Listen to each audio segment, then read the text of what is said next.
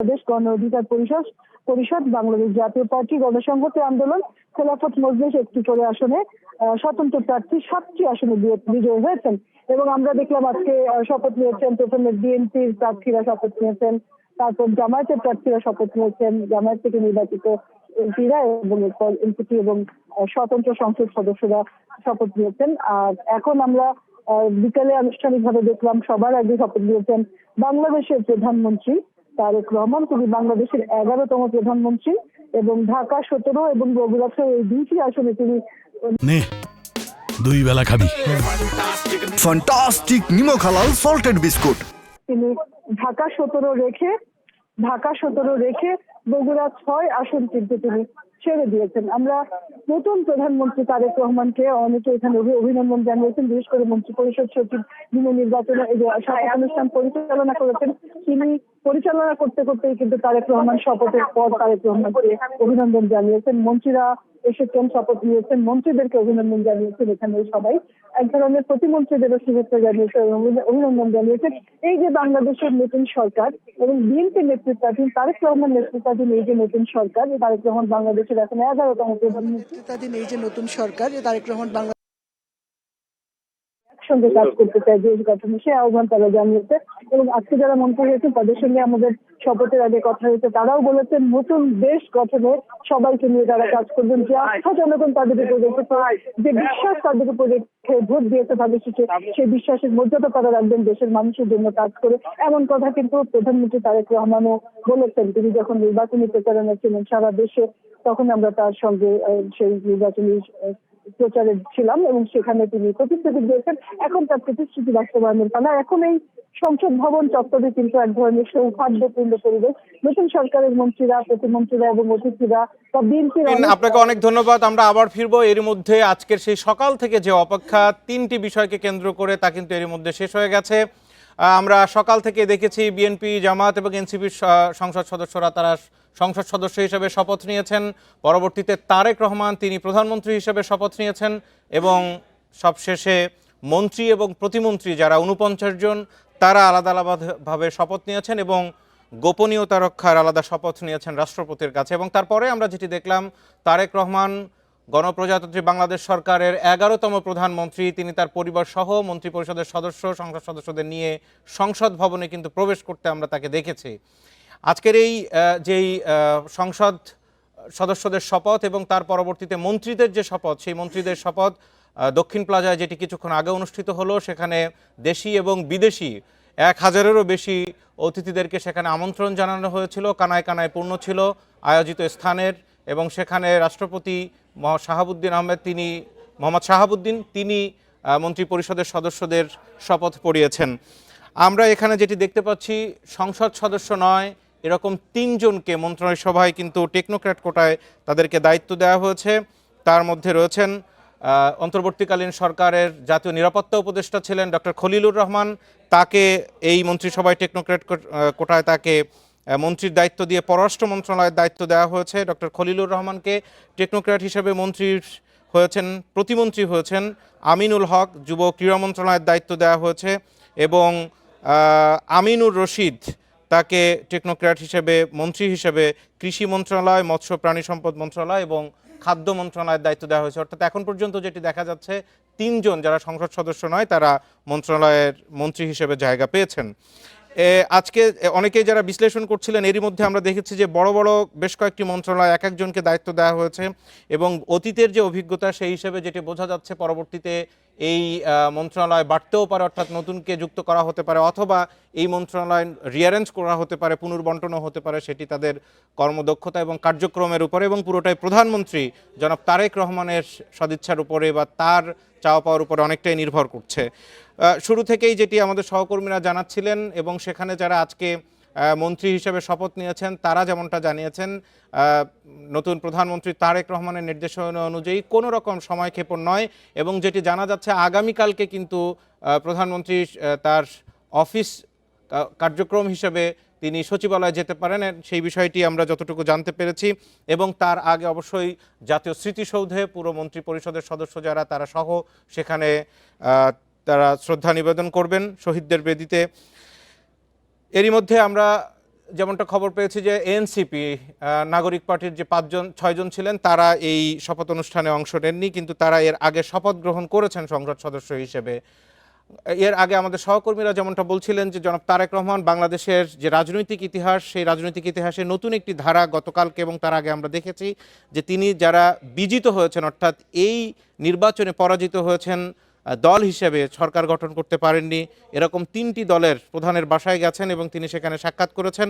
এর আগে আনুষ্ঠানিকভাবে দেশি বিদেশি গণমাধ্যমের সামনে তারেক রহমান, অর্থাৎ এখন যিনি নতুন প্রধানমন্ত্রী বাংলাদেশের, তার যে সংবাদ সম্মেলন ছিল সেখানে তিনি বেশ কিছু বিষয়ে জোর দিয়েছিলেন। তার মধ্যে অন্যতম সব দলমতকে একত্রিত করে সম্মিলিতভাবে বাংলাদেশকে এগিয়ে নেওয়া, বাংলাদেশের যেই রাষ্ট্র হিসাবে বাংলাদেশের বিগত দিনের যে ব্যর্থতা, সেই ব্যর্থতাকে কাটিয়ে একটি সুখী সমৃদ্ধ এবং উন্নত বাংলাদেশ গড়তে তিনি সবচেয়ে বেশি জোর দিয়েছেন। সবার সম্মিলিত ঐক্যবদ্ধ দিকটাকেই তিনি সবচেয়ে বেশি গুরুত্ব দিয়েছেন এবং তিনি একটি কথা বারবার করে সেই সংবাদ সম্মেলনে বলেছেন, যাতে করে বাংলাদেশ কোনো তাবেদারি রাষ্ট্র না হয়, কোনো অপশক্তি যাতে সেই জায়গায় বাংলাদেশকে নিয়ে না যেতে পারে, সেই জায়গায় সতর্ক হওয়ার আহ্বান তিনি প্রথম দিনই দেশি বিদেশি গণমাধ্যমের সামনে জানিয়েছিলেন। আমরা এরই মধ্যে যেই সংসদ সদস্যদের মন্ত্রী হিসেবে পেয়েছি সেখানে আমরা দেখেছি মোট 49 জন, 25 জন মন্ত্রী এবং 24 জন প্রতিমন্ত্রী হিসেবে এখানে আমরা তাদের নাম পেয়েছি এবং আরেকজন জনাব তারেক রহমান, যিনি প্রধানমন্ত্রী হিসেবে শপথ গ্রহণ করেছেন। মোট 50 সদস্যের পূর্ণাঙ্গ মন্ত্রিসভা, প্রধানমন্ত্রী সহ।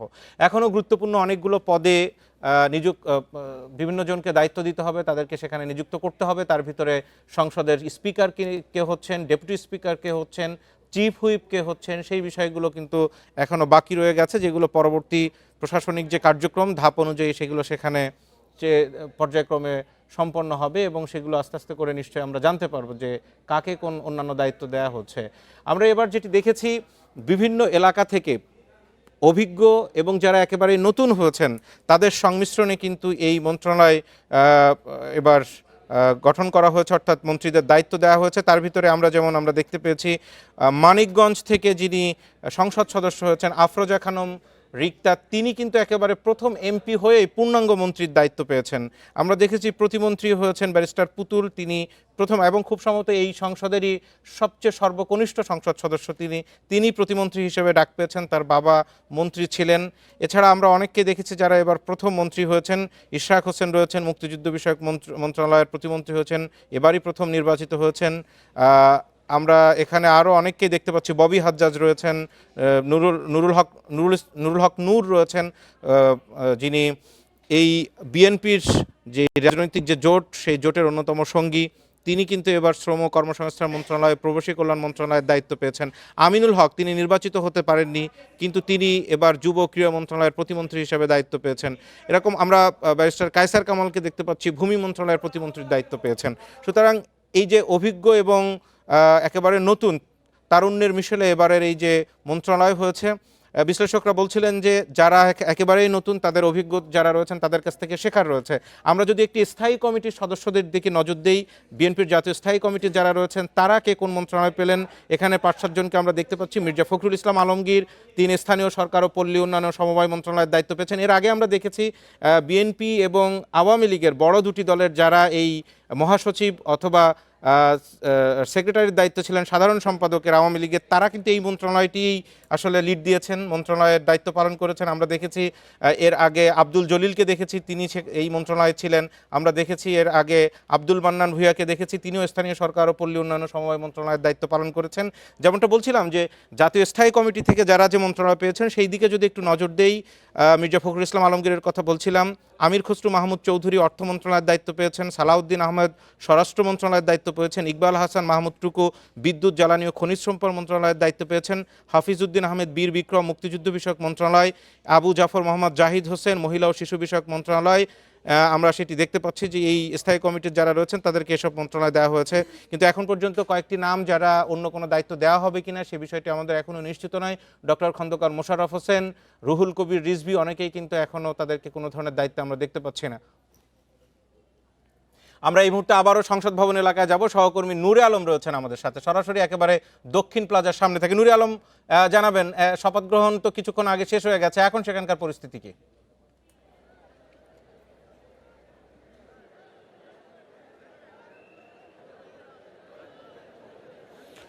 কিছুক্ষণ আগেই শপথ গ্রহণ শেষ হয়ে গিয়েছে। আমি যদি সেখানকার চিত্র দেখাই, দেখা যাবে যে সবাই আসলে ধীরে ধীরে বের হচ্ছে, চলে যাচ্ছেন। আর সবচেয়ে বেশি যেটি চোখে পড়ার মতো, আসলে এরকম দৃশ্য এর আগে হয়েছে বলে মনে হয় না, কারণ মন্ত্রীরা শপথ নিচ্ছে আর তার বাইরে হাজারো জনতা অপেক্ষা করছেন। তারা একদম সরাসরি সেই শপথ অনুষ্ঠান দেখছেন এবং তাদের সুবিধার্থে বেশ কয়েকটি এলইডি স্ক্রিনও দেওয়া হয়েছে। আমি যে জায়গাটিতে রয়েছে সেখান থেকেও কিন্তু শপথ অনুষ্ঠান মোটামুটিভাবে দেখা যায়। আমরা দেখছি সেই জায়গাটির সামনে উপচে পড়া মানুষের ভিড়। মানুষের প্রত্যাশা অনেক, দীর্ঘ বছর পরে ভোটের মাধ্যমে নির্বাচিত একটি সরকার আসলো দেশের পরিচালনা করতে। সাধারণ মানুষ যেটি বলছেন, জুলাই গণঅভ্যুত্থানের মধ্য দিয়ে এই নির্বাচনটি অনুষ্ঠিত হয়েছে। জুলাই গণঅভ্যুত্থান সফল না হলে এই নির্বাচন হতো না। তাই এই সরকারকেও জুলাই গণঅভ্যুত্থানের যে স্পিরিট সেটিকে ধারণ করে আগামীর বাংলাদেশ গড়ে তুলতে হবে। যদিও বা বিএনপি শুরু থেকেই বলছে যে একটি শ্রেণী বৈষম্যহীন দেশ গড়ে তোলাই তাদের মূল লক্ষ্য হবে, যেখানে দুর্নীতি থাকবে না, অনিয়ম থাকবে না, সকল মানুষ সমান অধিকার পাবে, এমনটাই কিন্তু বিএনপি শুরু থেকে বলে আসছে। এমনকি বিএনপি চেয়ারম্যান বর্তমান প্রধানমন্ত্রী তারেক রহমানও তার যে জনসভাগুলো ছিল সেই জনসভায় তিনি এই বক্তব্যগুলোই দিয়েছেন, তিনি এই কথাই বলেছেন। এমনকি যখন স্বৈর শাসকের বিরুদ্ধে বিএনপি যখন আন্দোলন সংগ্রাম করছিল, তার নেতৃত্বে কিন্তু ছিল তারেক রহমান। সেই তারেক রহমান তখনও কিন্তু একটি বক্তব্য দিয়েছিল, যে বক্তব্য মানুষের মাঝে ব্যাপক আলোড়ন ফেলেছিল, যে আমরা ভোটের অধিকার চাই, সেটি আপনি আমাদেরকে দেন অথবা অন্য কাউকে দেন, কিন্তু ভোটের অধিকার আমরা চাই। এবং আমরা এই নির্বাচনের আগেও কিন্তু তারেক রহমানের সামাজিক যোগাযোগ মাধ্যমে আমরা দেখেছি যে আপনারা ভোট দিতে যান, আপনারা আপনাদের পছন্দের প্রার্থীকে ভোট দিতে চান, আপনাদের গণতান্ত্রিক যে অধিকার সেটির বাস্তবায়ন করুক। তো সকলেই আশা করছে যে রাজনীতিতে একটি পজিটিভ পরিবর্তন আসছে এবং আরও আসবে সামনের দিনের। আজকে যে সংসদ সদস্যরা নির্বাচিত হয়েছেন তারা কিন্তু একটি কথাই বলছেন, সংসদে তারা যারা বিরোধী দলে রয়েছে তাদেরকে বিরোধী দল হিসেবে দেখতে চান না, তারা দেখতে চান সহযোগী হিসেবে। এখন এটি যদি বাস্তবায়ন করা সম্ভব হয় তাহলে সাধারণ মানুষ প্রত্যাশা করছেন যে বাংলাদেশের চেহারা পরিবর্তন হয়ে যাবে। আসলে এই দেশের মানুষ সংগ্রাম, নির্যাতন, নিপীড়ন দেখতে দেখতে দুটি প্রজন্ম বড় হয়েছে। তারা আসলে এখন দেশে স্থিতিশীলতা চায়, তারা চায় দেশে সুশাসন, তারা দেশে আইনের শাসন চায়। এবং এই কারণেই বিএনপির উপরে প্রত্যাশার অনেক চাপ, সেই চাপ ধীরে ধীরে বিএনপি পূরণ করবে, তারেক রহমান পূরণ করবে, এমনটাই বলছেন সাধারণ মানুষেরা। আমরা রাজনৈতিক বিশ্লেষকদের সাথে কথা বলেছিলাম। নতুন যে সরকার গঠিত হয়েছে তার নানামুখী চ্যালেঞ্জ রয়েছে। একদিকে অর্থনৈতিক সংকট তো রয়েছে। বিগত স্বৈর শাসনের আমলে আমরা দেখেছি যে ব্যাংক লুট করা হয়েছে, সেগুলো অন্তর্বর্তীকালীন সরকারের সময় যে শ্বেতপত্র প্রকাশ হয়েছে সেই শ্বেতপত্রেও উঠে এসেছে।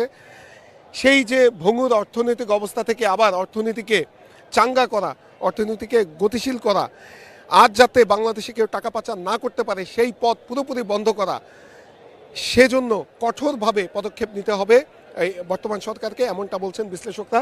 সেই সঙ্গে শিক্ষা, স্বাস্থ্য, পরিবহন খাত সব জায়গাতেই আসলে সমস্যা। এই সমস্যাগুলো চিহ্নিত করে অগ্রাধিকারের ভিত্তিতে সেগুলো সমাধান করতে হবে। মানুষের নাগরিক যে সকল সমস্যা রয়েছে, আমি কিছুক্ষণ আগেই সাধারণ মানুষদের বক্তব্য নিচ্ছিলাম, তারা বলছিলেন যে রাজধানী সহ সারা দেশে গ্যাসের সংকট রয়েছে, সেই সংকটগুলো পূরণ করবে। তো মানুষের প্রত্যাশা অনেক, সেই প্রত্যাশাগুলো কিভাবে পূরণ করবে সেটির সুনির্দিষ্ট পরিকল্পনা নিশ্চয়ই আগামীকাল থেকে সরকার কাজ করা শুরু করবে, মন্ত্রীরা কাজ করা শুরু করবে, সংসদ সদস্যরা কাজ করা শুরু করবে।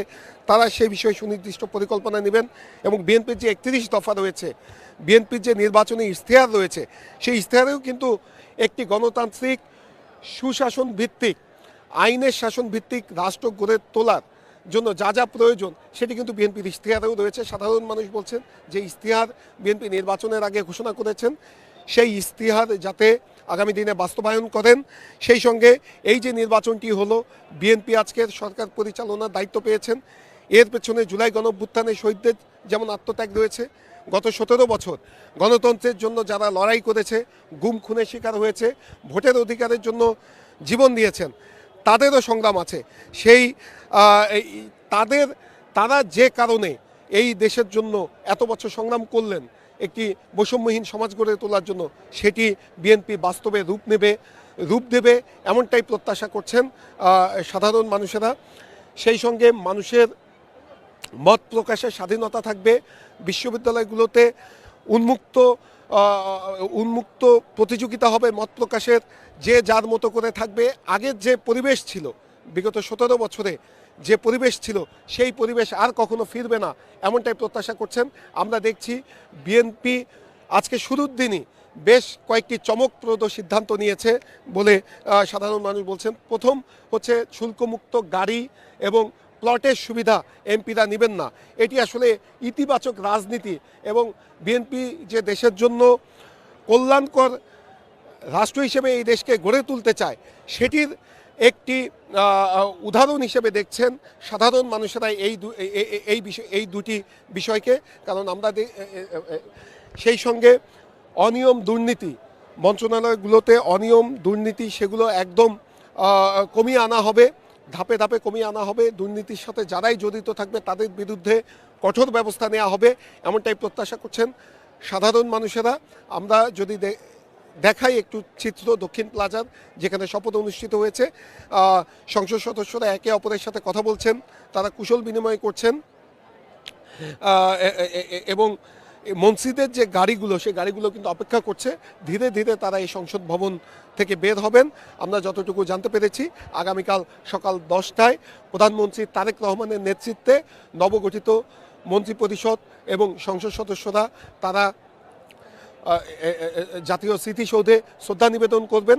পরবর্তীতে সচিবালয়ে মন্ত্রীরা তাদের স্ব কার্যক্রমে শুরু করবেন আগামীকাল, এবং তারা কি করতে চান সেগুলো নিশ্চয়ই যারা আজকে দায়িত্ব পেয়েছেন তারা কালকে সেই তাদের পরিকল্পনাগুলো জানাবেন আমাদেরকে। আর যেটি হচ্ছে গত 5 আগস্ট জুলাই গণঅভ্যুত্থানের মধ্য দিয়ে স্বৈরাচার শেখ হাসিনা সরকারের পতন হয়। এরপরে 8 আগস্ট ডক্টর মোহাম্মদ ইউনূসের নেতৃত্বে অন্তর্বর্তীকালীন সরকার দায়িত্ব নেয়। বিগত 17 মাসে মানুষের অনেক প্রত্যাশা ছিল, তার কিছু কিছু পূরণ হয়েছে, তার কিছু পূরণ হয়নি। অন্তর্বর্তীকালীন সরকারের অনেক ব্যর্থতা আছে, আবার অনেক সফলতাও আছে বিশ্লেষকরা বলছেন। কিন্তু সবচেয়ে বড় সফলতা অন্তর্বর্তীকালীন সরকারের, যেটি হচ্ছে 12 ফেব্রুয়ারি একটি উৎসবমুখর পরিবেশে নির্বাচন অনুষ্ঠিত করা। এটিকে বিশ্লেষকরা সবচেয়ে বড় সফলতা হিসেবে দেখছেন। আর অন্তর্বর্তীকালীন সরকার, আপনাকে অনেক ধন্যবাদ।